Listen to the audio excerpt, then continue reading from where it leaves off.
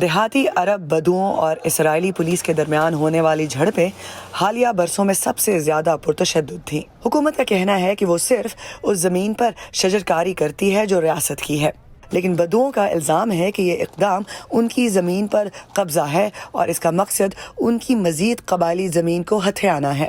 جنوبی اسرائیل کے صحرائے نیگو میں اس وقت اندازاً 3 لاکھ عرب بدو آباد ہیں، جن میں سے لگ بھگ 60,000 ایسی بستیوں میں رہتے ہیں جنہیں ناقابل شناخت کہا جاتا ہے۔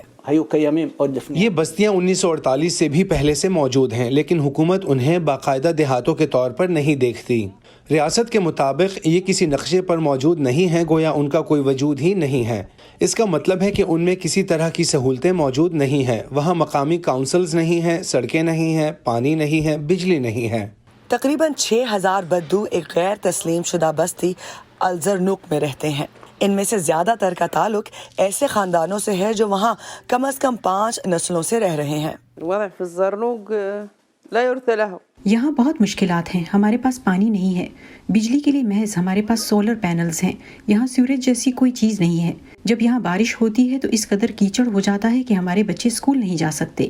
چونکہ اس پورے گاؤں کو ہی غیر قانونی سمجھا جاتا ہے، اس لیے اسرائیلی بلڈوزرز یہاں کئی بار گھروں کو مسمار کر چکے ہیں۔ یہ دراصل مسمار کیے جانے والے گھروں میں شامل میرے بھائی کے مکان کا ملبہ ہے۔ اسے 2018 میں گرا دیا گیا تھا۔ یہ اصل میں اسرائیلی پولیس کی غیر تسلیم شدہ آبادیوں میں بدوؤں کے گھروں کو گرانے کی پالیسی کا نتیجہ ہے۔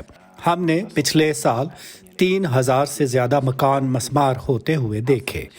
یہ حقیقتاً ان دردناک مناظر میں سے ایک ہے جو ہم اپنی آبادیوں میں دیکھتے ہیں۔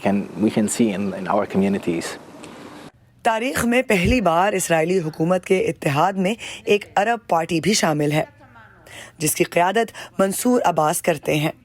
انہوں نے 35 غیر تسلیم شدہ بستیوں میں بدوؤں کے حالات بہتر بنانے اور انہیں قانونی حیثیت دلانے کا وعدہ کیا ہے۔ حال ہی میں حکومت نے ان میں سے 3 آبادیوں کو تسلیم کرنے کے حق میں ووٹ دیا ہے، لیکن وہ دوسری آبادیوں کو مسمار کرنا چاہتی ہے جن میں الزرنوق بھی شامل ہے۔ اسرائیل کی تمام سابقہ حکومتوں کی پالیسی ریاست کے تعمیر کردہ قصبوں میں بدوؤں کی دوبارہ آباد کاری تھی، لیکن زیادہ تر بدوؤں کا کہنا ہے کہ وہ اپنی دیہی زمینوں سے دستبردار نہیں ہوں گے۔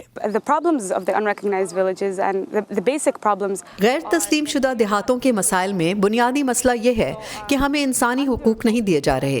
اقوام متحدہ کے کئی قوانین کے تحت انسانی حقوق میں پانی، چھت اور بجلی کی فراہمی شامل ہے، اور ان قوانین کے تحت جمہوری ملکوں کو زمین پر ان علاقوں کے آبائی لوگوں کی ملکیت کو تسلیم کرنا ہوگا۔ بدوؤں اور ان کے حامیوں اور حکومت میں ان کے مخالفین کے درمیان سیاسی لڑائی جاری ہے۔ لنڈا گرانسٹین کے ساتھ Iram Abbasi, Voice of America.